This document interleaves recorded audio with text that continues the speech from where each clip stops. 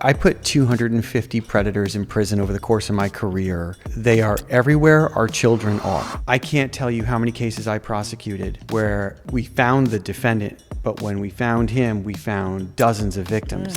And these were girls and boys, ages 10 to 14. That's the crazy thing. They pose as kids. They find the kids and take on personas. They want power and control over the child. They receive 32 million tips a year. How many predators are out there? Millions. This is not a toy. This is access to the entire world, and you have to use it safely. Heavy. Communicate with your kid.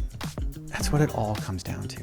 And don't wait until they're teenagers. Welcome to Cake for Dinner. This is not your everyday mom podcast. We laugh, we curse, we tell the truth, and we're here to ditch the perfection culture. Today, we're sitting down with Greg Schiller, a former assistant U.S. attorney who spent 20 years prosecuting online predators. He's led internet crimes against children cases and even testified before Congress on online exploitation. Now he leads the Child Rescue Coalition, helping identify and stop predators in real time. This one matters. Greg Schiller, welcome to Cake for Dinner Dad Edition. Thanks for having me, and so honored to be your first dad here. You are. You're the first guy on the couch, Greg. Wow. So let's just get right into this. I feel like this is going to be so informative for parents, and moms really are a large part of my audience. What are parents getting wrong now when it comes to their kids and technology? That's a great question, Keisha. And thanks so much for having me on, and I appreciate the opportunity. I've been talking about internet safety for since 2009. I've talked to tens of thousands of kids, parents, community members all over South Florida as a prosecutor and now running Child Rescue Coalition. I think the one thing that parents get wrong is they don't know what they don't know. So you and I were both of a generation where our parents drove cars, knew what cigarettes were, and knew what alcohol was. And so those three things have potential dangers. Sure. So when we were old enough to consider those things, driving, alcohol, and cigarettes, they could tell us about those dangers. We, you and I, and parents of our age, didn't grow up with technology, didn't grow up with the internet. And if we did, it was maybe AOL, right? An instant messenger at best. So how can we talk to our 10, 12, 16-year-old about being safe online when we didn't grow up with it?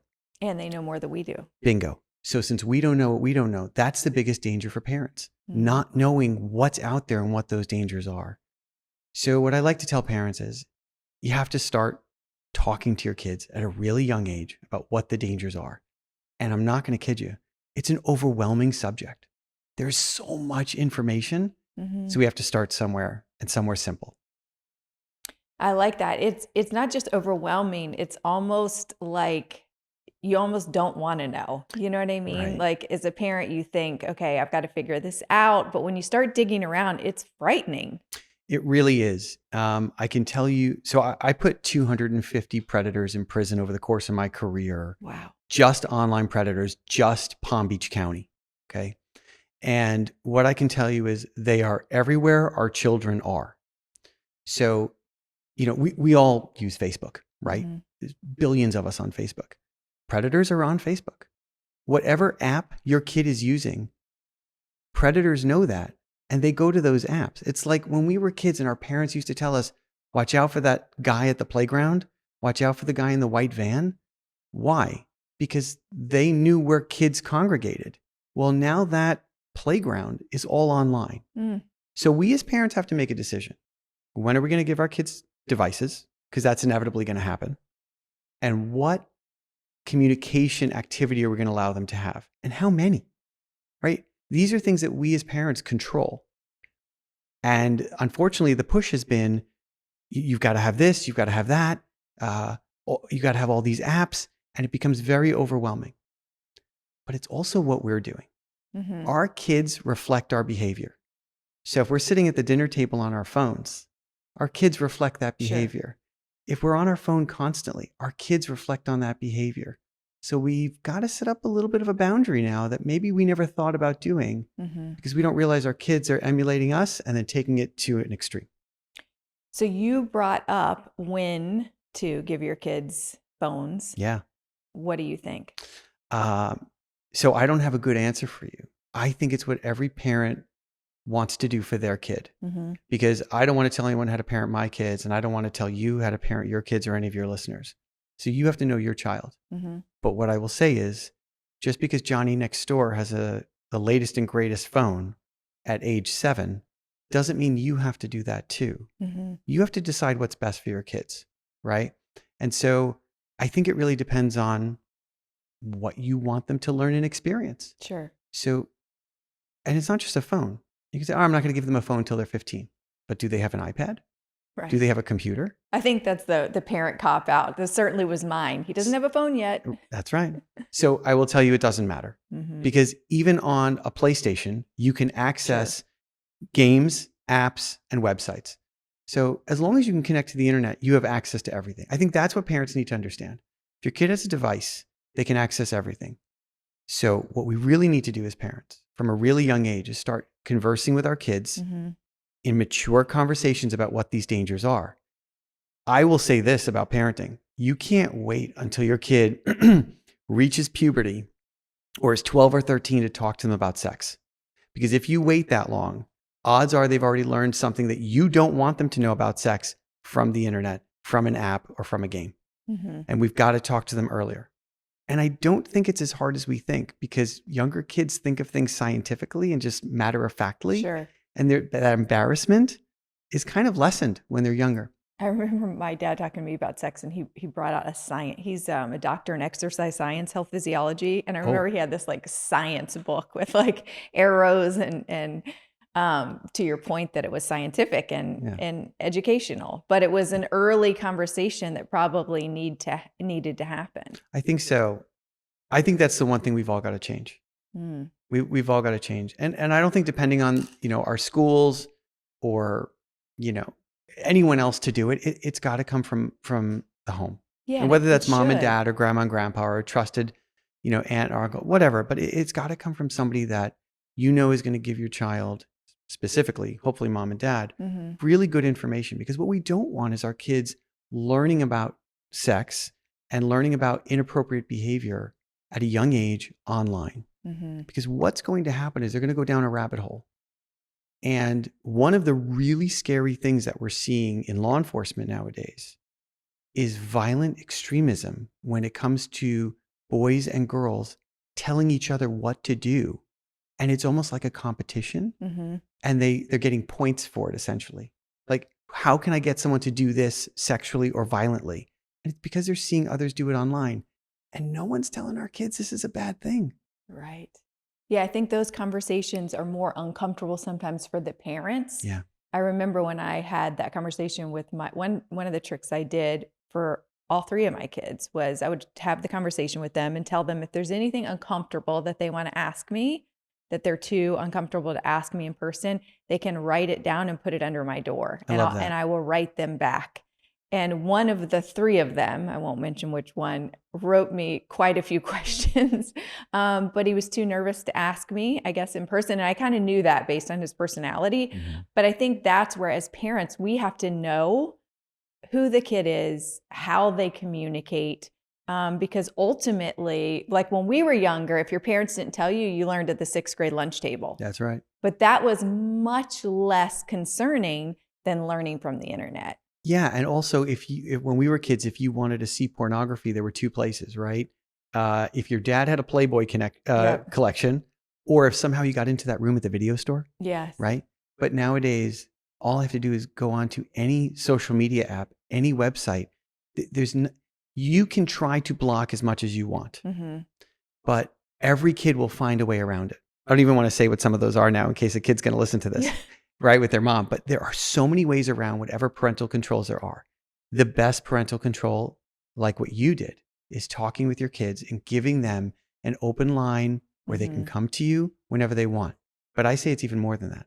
Go to your kid, talk to them. At Child Rescue Coalition, we have an initiative this month, which is text your kid. How are you? Do you remember when we were kids and that message came on TV? It's 10:12 p.m. Do you know where your children are? Yeah. Okay. It's 3:00 in the afternoon.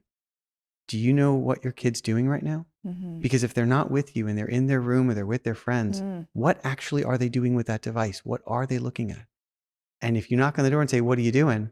You're like, what do you mean? They're going to get all aggressive. And Yeah. send them a text, send them a WhatsApp, Yes. send them an Insta, wherever they are, and say, hey, just want to make sure you're good and everything's okay. Yeah.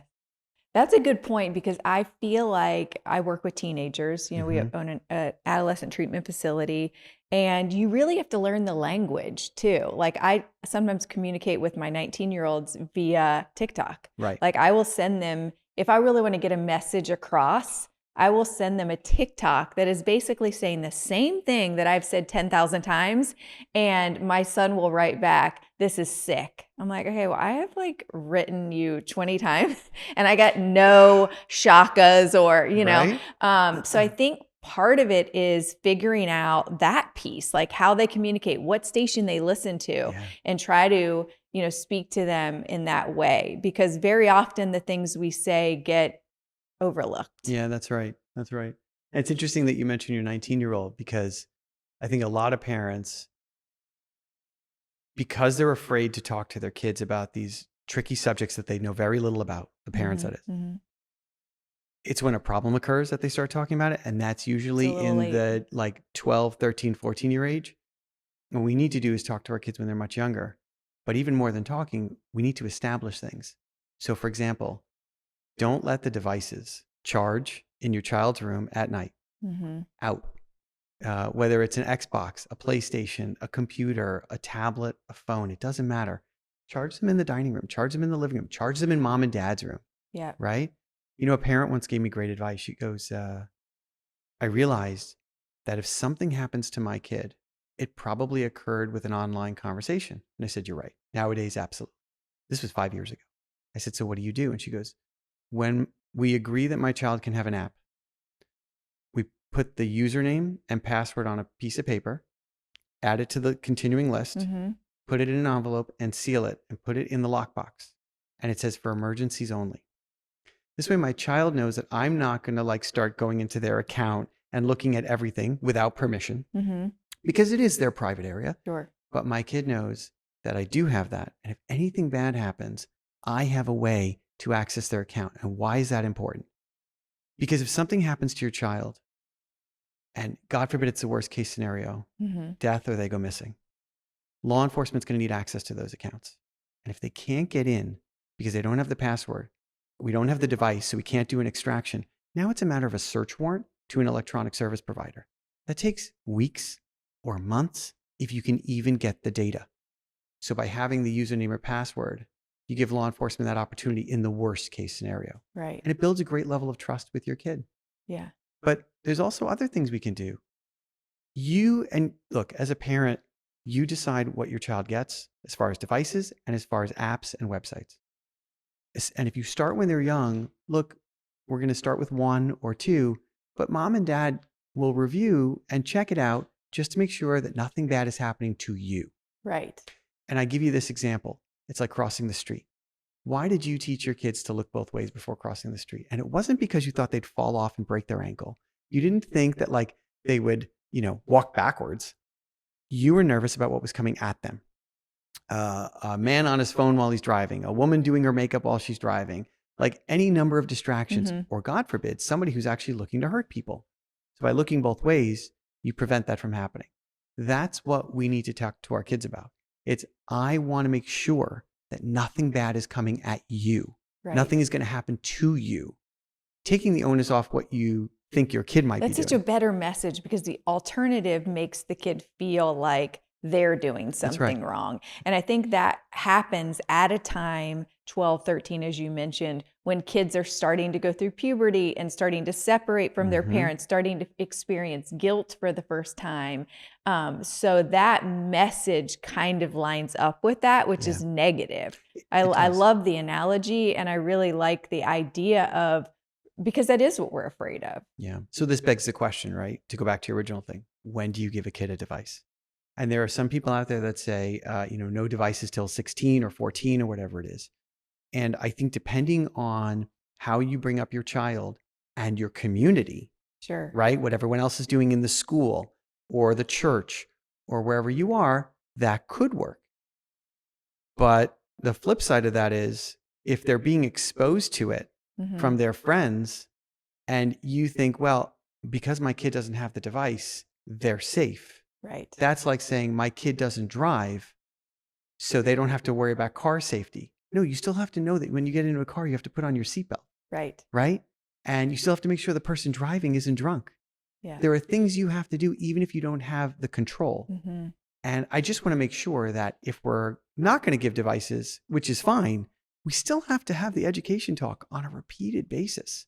This is not a one and done thing. I remember when I was a kid and I would go out to drive, my dad would always say to me, just make sure you don't drink and drive. Why did he know that? Because he learned about that when he was in school. So our kids are going to be fine with their kids, right? Like our grandkids are going to be great. Right. But we have a generation of kids right now that nobody really knew exactly what to say and how to say it and what that mantra was. So parents always want language, right? What do I say to my kid? Don't drink and drive. Easy.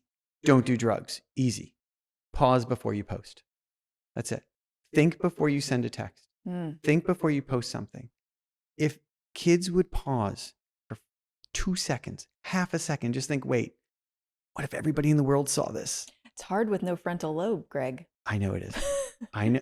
Well, listen, I can't get into the science behind it, but we have to give our kids language to put behind what we want them to do. And it has to be repeated. What's the word in psychology?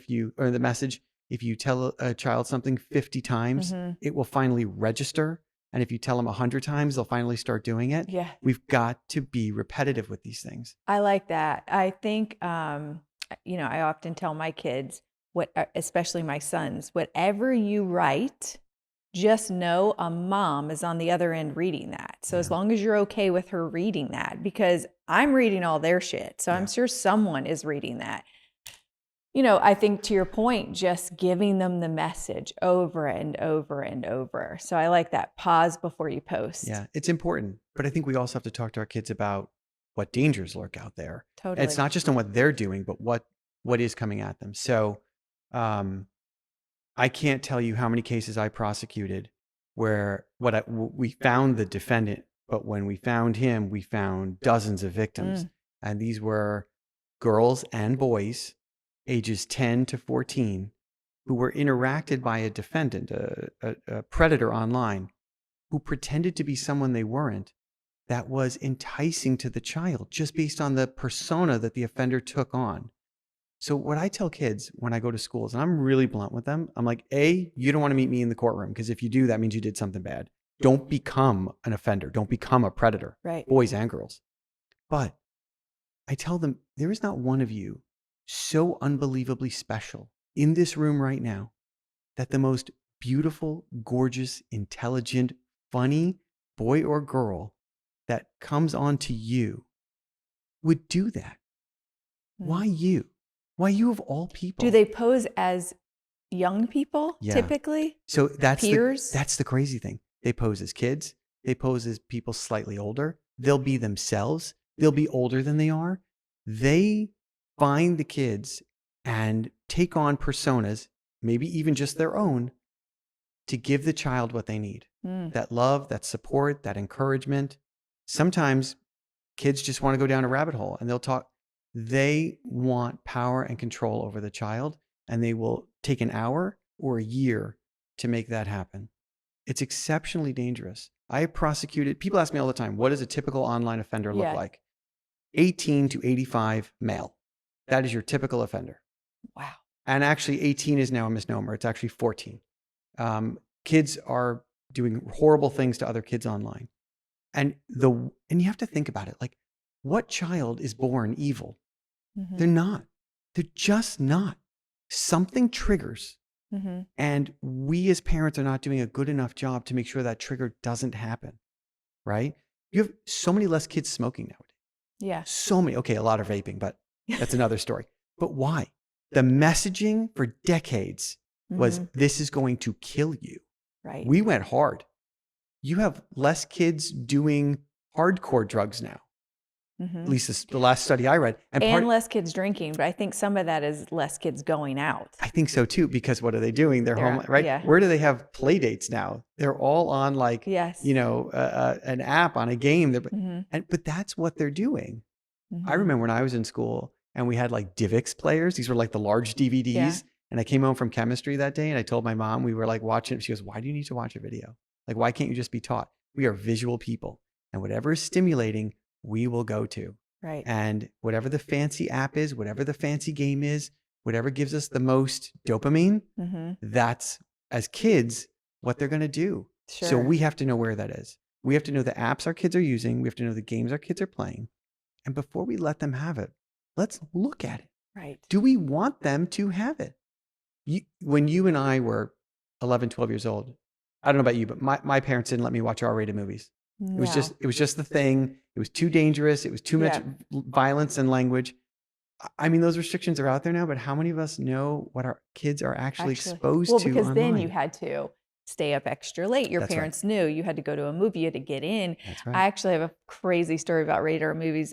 When I was little, we had a house that I grew up with no money. And I don't know how this house was built, but it was almost like two houses put together. So in the middle was like a courtyard-ish.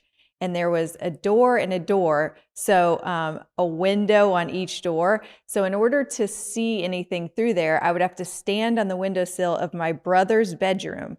And every Sunday night, he would watch college football like that. So he would stand on the windowsill, watch it through the window to a TV. I mean, how he saw it.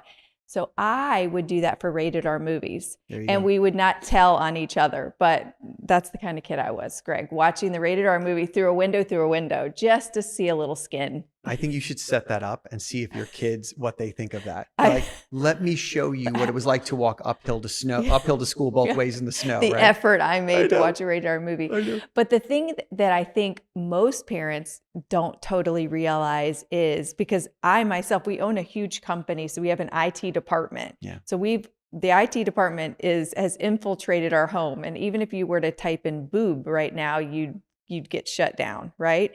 Still, these kids are smarter than we are. They are. At our adolescent facility, that same IT department said they can barely stay ahead of these kids. Yeah.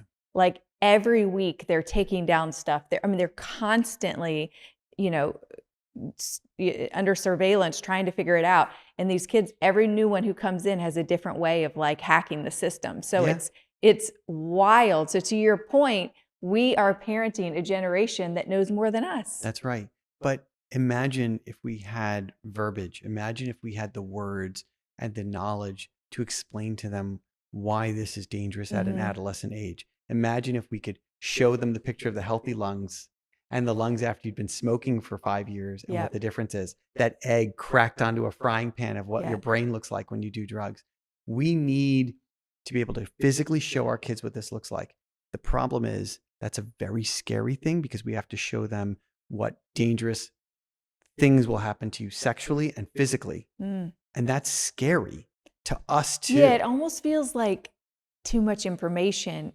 We are thinking about sending my son to summer camp, and my husband is leery about summer camps, sleepaway camps.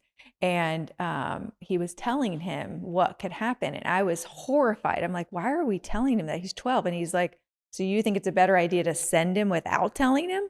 And to his point, I think he's right. But to your point, it's uncomfortable. It feels different than the egg in the frying pan. It does, but we have to get past that uncomfortable stage. Yes. And I give a lot of credit to your husband for taking that step. I think most parents are just afraid to do it. They don't know what to say. So parents are always looking for how to talk to their kids about this. Yep. At Child Rescue Coalition, we have our CRAM series that gives parents verbiage. It gives them literature. It gives them access to information to be able to talk to their kids. And also the National Center of Missing and Exploited Children has amazing videos that you can utilize to show your kid from a very young age about internet safety, app safety, game safety. And then it builds up depending on their age. And it's using other kids. So they're seeing and hearing I when love kids are that. age. I'll link that here because I think really that's important. super important. Really important. So to get to the tough stuff, what do the numbers look like? Like how many predators are there? Where are they? Like tell us the stuff we don't really want to know. Sure. Do we have 2 hours? I know we don't. We don't. It's a lot. The National Center of Missing and Exploited Children, which is the global clearinghouse where electronic service providers, parents, kids, teachers, anybody can report an internet crime against the children. All electronic service providers are federally mandated to do that anyway. Okay. Facebook, Instagram, Snapchat, all of them. They receive 32 million tips a year. 32 million, which must be investigated by law enforcement. That's federal law. We do not have 32 million law enforcement officers in this country, let alone that many specializing in internet crimes against children. And they are inundated with these tips. So that's one thing. How many predators are out there? Millions. Millions and millions and millions. I mean, a lot of people like to say, oh, yeah, but it's all overseas. It's in Europe. We know that these extortionists are in African countries. It's happening in Southeast Asia. All true. The worst offenders are here in the United States and amongst the Five Eyes, English-speaking countries. Here's part of the reason why. What we know is that predators are motivated by two things: sex and money. Some predators want to get to a child so they can take advantage of the child sexually, whether that's meeting them in person, which happens less and less. It's more online video streaming and getting photos and videos. And some predators are using how they interact with children to blackmail them and what we call sextort them out of money. And where are children in the world who have access to money? And they are here in the United States. And the predators know that. And it's epidemic proportion. There are thousands and thousands of children every day falling victim to this. And it's not just happening in a community far, far away. It's happening, for your listeners, who I assume a lot of them are local, in Florida. It's happening in Palm Beach County, and it's happening in Boca Raton. It's happening in Delray. It's happening in Boynton. That's the scary part. So now let me give you the good news. The good news is Florida and the Southern District of Florida, and specifically Palm Beach County, has one of the most robust internet crimes against children task forces in the world. Wow. I've worked with these guys. I prosecuted the cases they brought to me. They are incredibly intelligent. They are incredibly thorough. And they don't let a case go to rest until they've brought in bad guy to justice. But more importantly, did it in a victim-centered approach to make sure we are protecting the child as best as possible. So when I was a state prosecutor, kids had to go through depositions. Oh, wow. Yeah. But as a federal prosecutor, they don't. So when I had authority on both, if I had a case involving an actual child, I would bring that case federally, because now the child doesn't have to go through a deposition. We are not going to sacrifice That's traumatic. the trauma, to your point, the trauma of a child for an offender. But at the same time, we try to build a digital case so we can go after the offender digitally. So how does that work? Child Rescue Coalition, the organization I'm the CEO of, we build technology for law enforcement so they can hunt predators online where the offenders are and go after them with a digital case, minimizing the need to have an actual child victim involved. So since 2014, our technology has led to the arrest of over 17,000 predators worldwide. There are cops in 106 countries around the globe using our technology to proactively go after child sexual online offenders. Myself as a prosecutor using that tech, I did 120 prosecutions just in Palm Beach County. Gosh. Yes. So we have a lot of sex offenders in Florida because we find them, we arrest them, and we put them in prison for a long time. And then when they get out, they're registered sex offenders for the next 25 years to life. So we're doing really good work here. So when people say, oh, Florida, man, human trafficking, child exploitation, the numbers are crazy. Yeah, because we're arresting a lot of them. And we have a very robust law enforcement and prosecuting arms between the state attorney's office, the U.S. attorney's office, the Internet Crimes Against Children Task Force, FBI, HSI, U.S. Marshals, all working around the clock to protect our children, working undercover, using our technology to go and hunt. Wow. So bad news, but there's a lot being done to protect our kids. it. Okay, so here's an interesting question. So we own a substance use facility. Yeah. I'm sober for 24 years. That's so amazing. Thank you. So I parent a little bit from that place, both good and bad, right? As my kids are growing up, I see things, I think I have reaction to things that maybe other parents wouldn't. That's just a part of parenting, right? We bring our experiences to the job. Yeah. So how has this shown up for you as a dad? Well, I think, um, you know, if you're a prosecutor or law enforcement officer in this space, you lead a very different life. Okay. So I have seen the darkest, most horrible things that exist in this world. Autopsy photos have nothing on the world that I've lived in since 2009. Mm-hmm. And I think it causes you to become much more guarded. I would imagine. There's a lot more hand holding in public places. There is a lot more, you're in a restaurant, you're not going to the bathroom by yourself. There's a lot more of, hey, I want to download this app. Well, it goes through a multi-step review process of looking at it, reading the reviews, going onto Reddit, seeing what people are saying, downloading it myself potentially before I give it to my kid to look at it and test run it. And it's the sheer number, right? Mm-hmm. So like you start at 1, pick 1. Because as a parent, if your kid has 7, 8, 20, 30 social networking apps, how are you going to monitor all that? And even the best technology out there that does that doesn't do them all. So it's hard. So you limit. And these are all things that through the course of my career that I've seen that you bring home. Now, once they turn 18 and they're adults, you hope and pray that you have given them enough education and enough of leadership amongst themselves to take the right steps and be cautious as adults too. Like our kids don't even realize as they're sharing their information online, their name, their date of birth, their address, their social security number, if they know it, their phone number, their handles, all this stuff. Like if that information gets stolen, and it does every single day, then they could become victims of somebody frauding them online. If they're using our credit cards, we could become the victims of identity theft. Simple thing, right? You go into a website on your computer.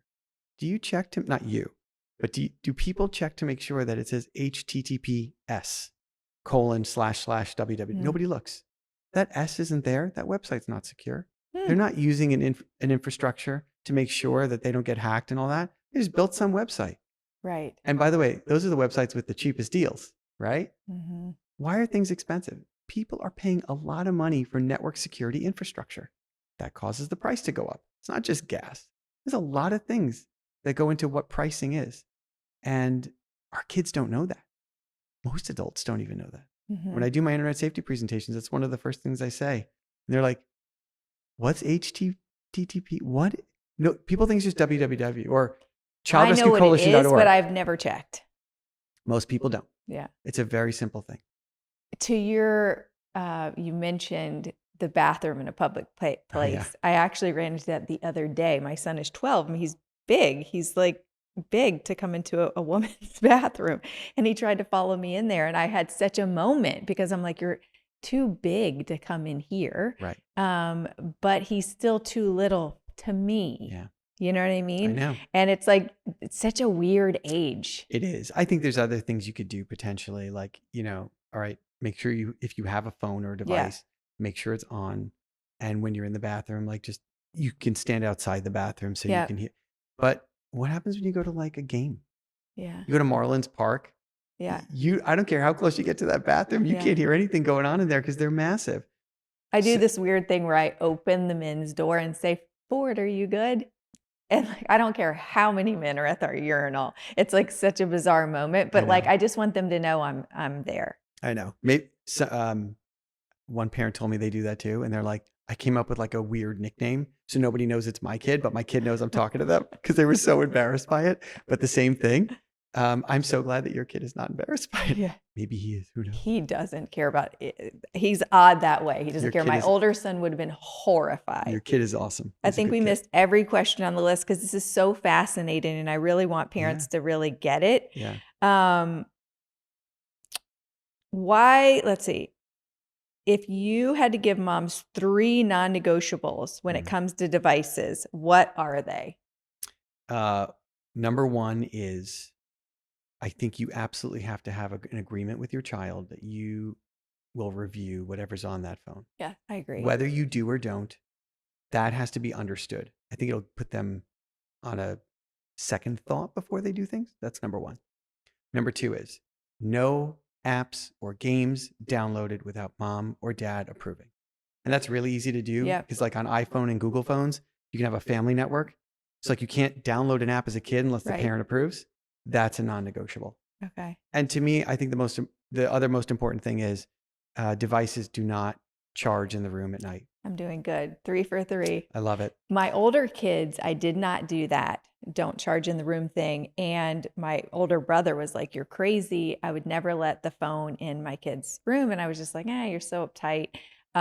With my 12-year-old who just got a phone at night, iPad, phone, everything is downstairs. Yeah, it's important. And it's so interesting because once you just establish that stuff up front, Yes. it's just what they know. It's like, come in, take off your shoes. Yes. You've been doing that since you were 2. Yep. No, everybody takes off their shoes when they walk in the house now. It's like just breathing, right? Yes. Can I add a fourth one? Yes. The fourth one is do not communicate with anyone you don't know. Mm. And that's a hard and fast rule, but one that needs to be enforced. So when you're looking at the device, if your kid has Snapchat, for example, and people snap each other all the time to try to communicate with kids. So if you get a snap from someone you don't know, don't respond. And if the response is, who's this? You've already failed the test. You failed the test. So that's got to be a non-negotiable. Well, Snapchat is interesting because everything disappears after a period of time. So what do you think about Snapchat? Oh, man. Now you've opened Pandora's box. So that's not actually entirely true. Give us the secrets, Greg. Okay. So although the messages may disappear from the device, the person on the other end could take a screenshot of it and then it's saved forever, right? Now you don't know that, except when you screenshot on Snapchat, let's say you and I are snapping together. If I screenshot a message, you're going to get a notification that I screenshot it. Okay. If I have a secondary device and take a picture of the screen, maybe it's a very private message, maybe it's an image, Right. you're never going to know I did that. And now on my other device, I can share that whenever I want. Second, go ahead. But for parents, Yeah. because that's when my 19-year-olds were younger, that's when Snapchat kind of came about. Yeah. So when I would go in there to look at the phone, message was disappeared. So That's how right. does a parent deal with that app? That's really, really hard. It's really, really hard. So that's where communication comes in the most. And you just have to be honest about it. Now, there is a way to minimize the shutting off of messages, Okay. but I think the more important thing about a lot of these apps and the reason they're so popular is because you can actually see where people are. That's Yes, a the Snap scarier Map. thing to me. That's horrifying. And you can turn that feature off. But do they want to? I just do no Snapchat so far, but so there you go. I didn't even realize I was at the mall with my 19-year-old. I think she was 16 at the time. Yeah. And she was like, oh, let me see who's here. And she opened Snap Map. Mhm. I was horrified. First of all, there's so many issues there. One, the feeling of being left out. I This mean, is there's part of just the fact that these people can all know where you, there's so many issues with it, but they live by it. But this is why communication is so important. And you made a great point, the feeling of being left out. It's huge. If you are not on the app with your friends, you are left out. Mm-hmm. Nobody's texting. Maybe they have a WhatsApp group, but probably not. Yeah. They're using Instagram, they're using Snapchat, and they're using a lot of apps you and a lot of parents have never even heard of before. Yes. So it comes down to communicating about how to use these things appropriately.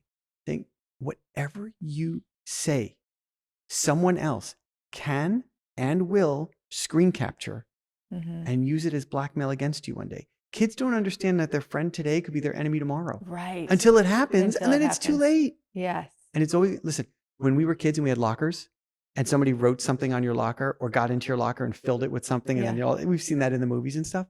Like that was your private area. The phone is that same thing for kids nowadays, except they're communicating to the world on it. Right. We have to do a better job as parents at 6 years old, 7 years old, 8 years old, 9 years old of communicating to our kids so they use it appropriately. Why do we teach them how to drive a car the way that we do? Right? Think about it. Like we hire somebody, we have to get insurance, you have to get a driver's license. There's all these restrictions and there's cops everywhere making sure you're not screwing up. Who's doing that online? But then the phone we just hand it over. I always say it's kind of like when we were younger, once you made it home at the end of the day, you made it home. You know what I Yeah. mean? These kids never make it home because they have the world in their pocket. So That's right. it's But they feel like when they're on their device in their bedroom, they're safe. right. They don't know that they're not. They see it as two different worlds. We see it as one world, and we have to bridge that gap That's a for great them. point. That's a psychological thing. Yeah. And we've got to do that at a very, very, very young age. So let's do a little rapid fire here. Do it. I'm ready. Snapchat or Instagram, more risk? Both. There not one or the other. There's both risk in both because of the communications, because of who can reach out to you, because of the live mapping, because of the addiction. Biggest lie kids believe about privacy? That everything they communicate to everyone else is private. Right. It is not. That there is privacy. There is no privacy. One app parents should understand better right now. Oh man, there's so many. I'll give you an example of one. There's an app out there that looks like a calculator. It's not a calculator. When you download it, it allows you to hide apps behind the numbers. So if you told your kid, I don't want you to have Facebook, Instagram, Snapchat, whatever the popular ones are, it can hide behind that calculator app. It's a folder, but you don't see it unless you press 1 and then Facebook opens and 2 and Instagram opens. So if you see a calculator, you see a second calculator on your kid's phone, it's not because they're great at math. Oh, I'm checking after this. Monitoring apps, helpful or false sense of security? Definitely helpful, but not foolproof because Okay. a lot of them don't monitor every single app. Most of the apps that my agents were in undercover are encrypted messaging apps that these monitoring solutions can't handle. I think they're really good, and I would recommend parents to do it. I think one of the most popular ones out there is called Bark. Great company. They even make a Bark phone. I'm getting ready to interview. They're amazing. They're fantastic. And I just think that you need to do whatever you can do to protect your kid, but your own oversight and your own communication should just not be substituted by technology. You've got to do both. Okay. In middle school, is middle school too young for a phone? We kind of addressed this.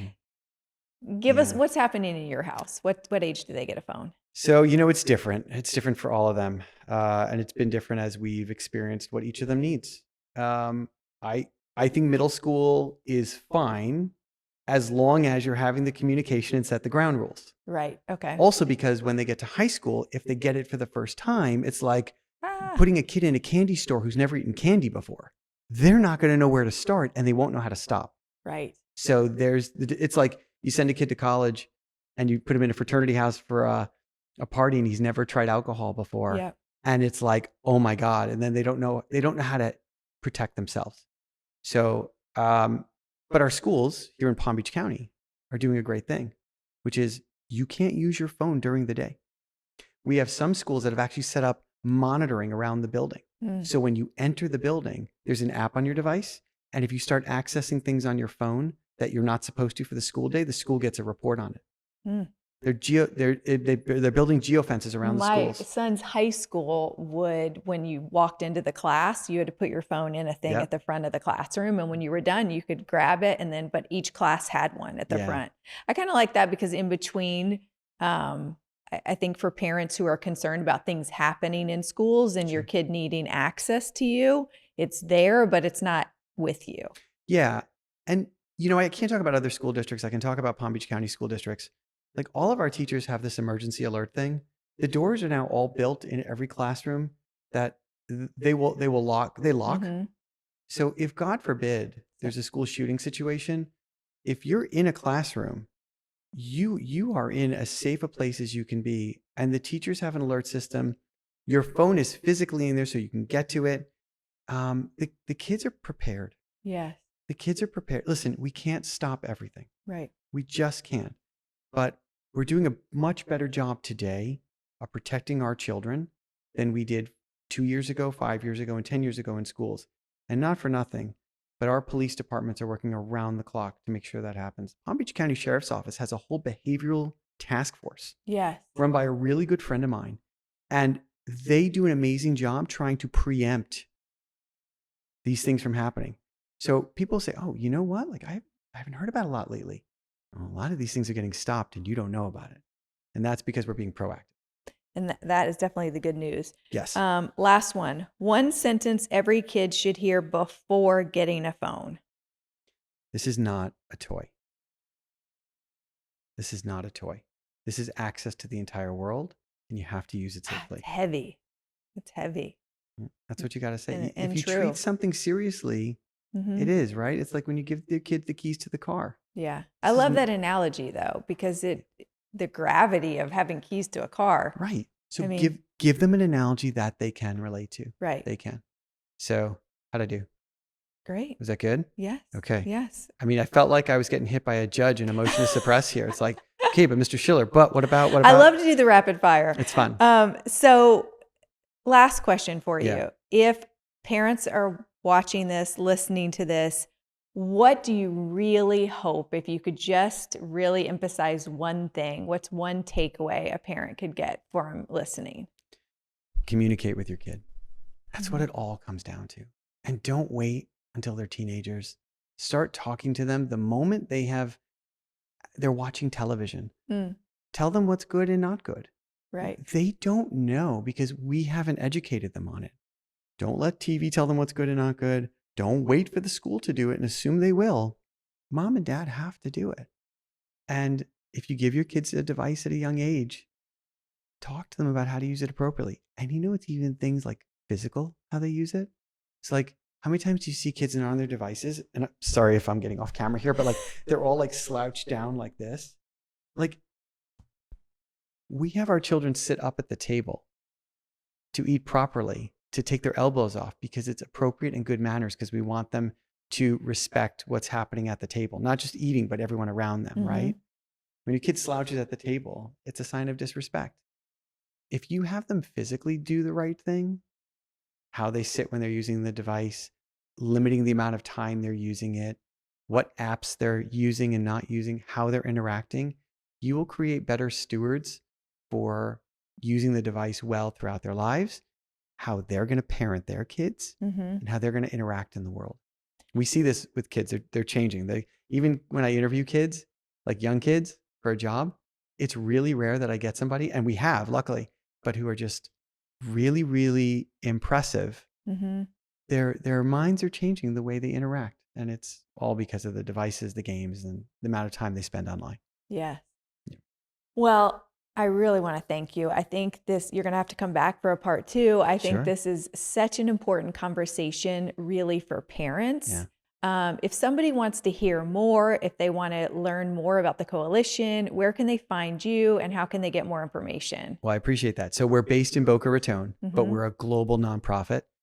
You can go to childrescuecoalition.org, and you'll see it has HTTPS to start. Okay. And we have incredible events where parents can engage. We do our blanket and bear hug events where they make care packages that we give to police officers so they can give to a child when they rescue that child from sexual abuse. But we also have great events. So we have one coming up later this month.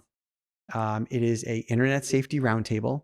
I'll be hosting it along with one of the vice presidents of the National Center to Missing Exploited Children and the Internet Crimes Against Children commander of all of South Florida. And we're going to get really, really deep on these subjects. It's hosted in Boca Raton at the Boca Raton Innovation Campus. Okay. Go to our website, childrescuecoalition.org/events. You'll see it there coming up later this month. We have other events that are a lot of fun, that are fundraisers, our pickleball tournament, our poker tournament. And then we do an incredible gala every single year at the Opal Grand Hotel in Delray Beach. Incredible keynote speakers. It's a really moving night. Last year, this past February, Chris Hansen from To Catch a Predator, who's a really dear friend of mine, was our keynote speaker, all in a way to raise awareness of what's going on and build support for our technology that has become the backbone of law enforcement proactively going after these offenders before they get to our children. So childrescuecoalition.org. We've been around since 2012. I am humbled and exceptionally proud to be able to lead this organization. And it's just been a game changer for what law enforcement can do to help our kids. Wonderful. Well, thank you for what you do. Truly, as a mom, I appreciate you. And tune in next Monday for another Cake for Dinner.